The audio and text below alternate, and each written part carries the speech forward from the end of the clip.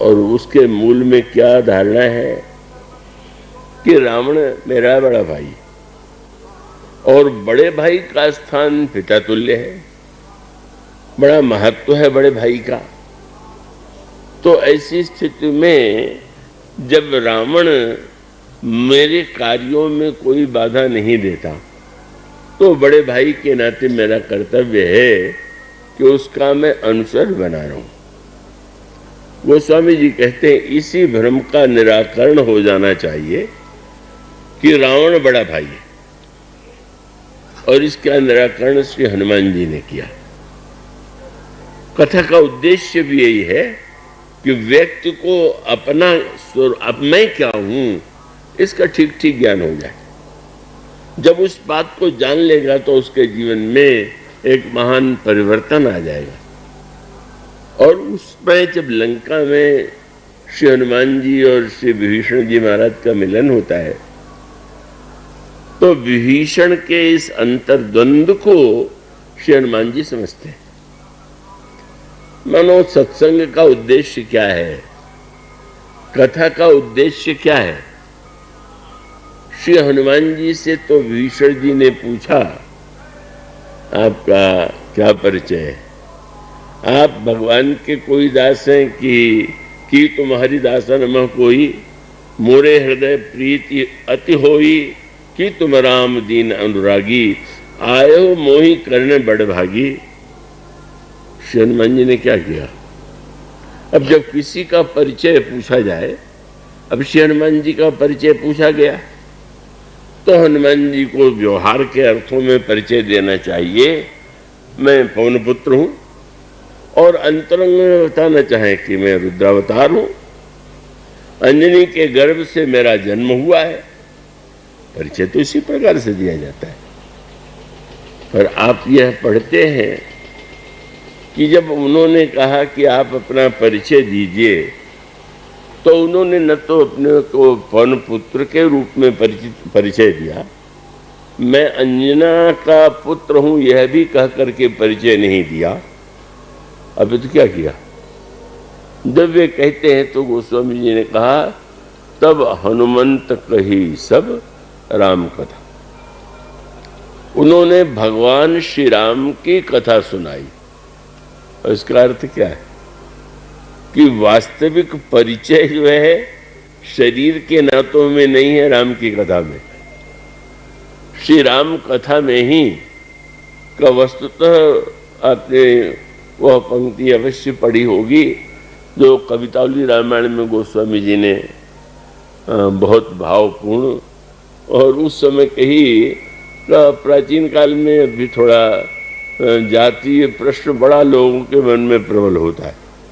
पहले भी लोग किसी से बात करें तो पूछ लेते थे तुम्हारी क्या जाति है। तो ये प्रश्न श्री हनुमान जी श्री गोस्वामी जी के सामने भी स्वाभाविक था। हाँ हाँ साधु तो हो, तुम अपनी जात तो बताओ। अब गोस्वामी जी ने आजकल तो खोज हो रही, उनके माता पिता क्या थे, उनका जन्म स्थान कहाँ है, स्मारक बन रहे हैं और अलग अलग स्थानों पर क्या वो उनके स्मारक या उनके जन्म स्थान की बात कही जाती है। पर इस पर ध्यान नहीं जाता कि गोस्वामी जी महाराज ने तो कभी भी अपने जन्म स्थान का नाम नहीं दिया। जब गोस्वामी जी ने अन्य स्थानों का नाम लिया है और निषाद राज के बटे जिस सीतामढ़ी का परिचय दिया तो वहां पर जो प्रयाग में बारीपुर और दिगपुर गांव है उसका नाम भी लिखा।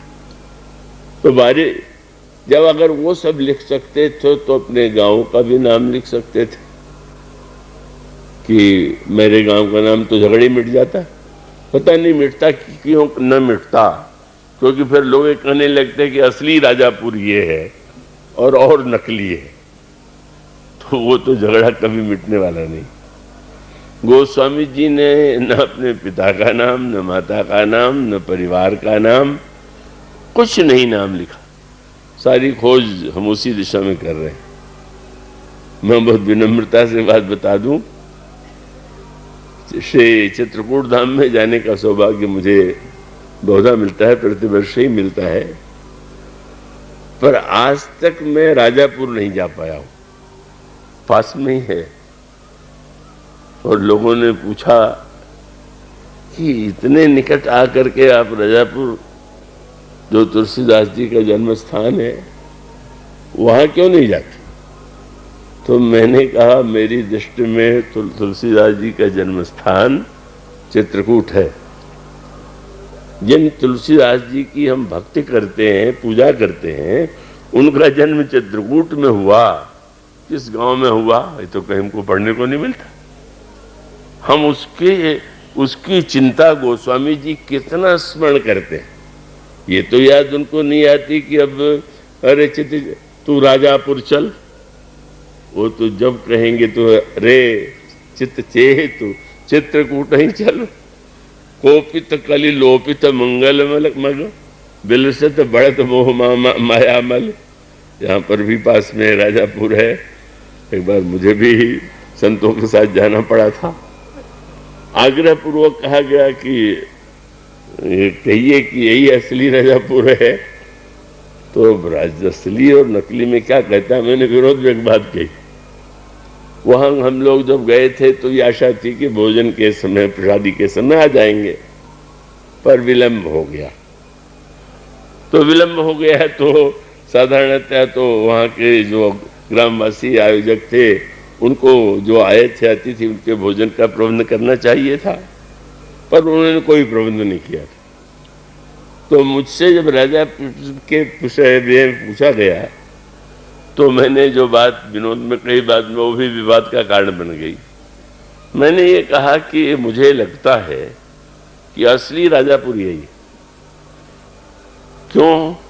बोले गोस्वामी जी के ग्रंथ को पढ़ करके लगता है कि उस गांव वालों ने उनको भूखा मारा था और आप लोग भी वही कर रहे हैं, तो निश्चित रूप से आप लोग निश्चित रूप से असली राजापुर आप में। तो वो किसी ने तो छाप दिया कि वो तो कहता है असली राजापुर यही है। मैं क्या जानूं कि असली है कि नकली है। उसका अभिप्राय ये है कि सत्य तो ये है कि वस्तुतः गोस्वामी जी जहां से ध्यान हटाना चाहते हैं वही हम ध्यान कर रहे हैं। कैसी विचित्र विडंबना। गोस्वामी जी चाहते ये हैं कि लोग इन नातों से हट करके एकमात्र हमारे प्रभु के विषय में विचार करें। तो अब ऐसी स्थिति में है, गोस्वामी जी से उस समय सब कल्पना कीजिए, और वो साधु हो तो भी पता लगाएंगे किस जाति का साधु है। तो गोस्वामी जी से पूछा गया, क्या कौन सी जाति के हो तुम? और ये प्रश्न बार बार, तो गोस्वामी जी ने कहा भाई कोई भी कह लो। तो आपने कवितौली रामायण में कहा धूत कहो, अवधूत कहो, रजपूत कहो, जुल्हा कहो कोई। धूत कहो, अवधूत कहो, राजपूत कहो, चाहे जुल्हा कह दो। धूत कहो, अवधूत कहो, रजपूत कहो, जुल्हा कहो कोई। और थोड़ा चिढ़ने के स्वर में कह दिया, क्यों पूछ रहे हैं जाति? कोई विवाह शादी तो मुझे करनी नहीं है, मेरे परिवार में विवाह के योग्य कोई भी नहीं है। तो अब आप लोग व्यर्थ ये क्यों पता लगा रहे हैं कि मेरी जाति कौन? क्यों? बोले काहू की बेटी सो बेटा ने ब्याहब। हमको किसी के बेटी से बेटा थोड़ी ब्याह न है, तो काहू की जात बिगाड़ न कोई। अब जब इसका संबंध नहीं करना है तो फिर मैं क्यों किसी की जात बिगाड़ूंगा?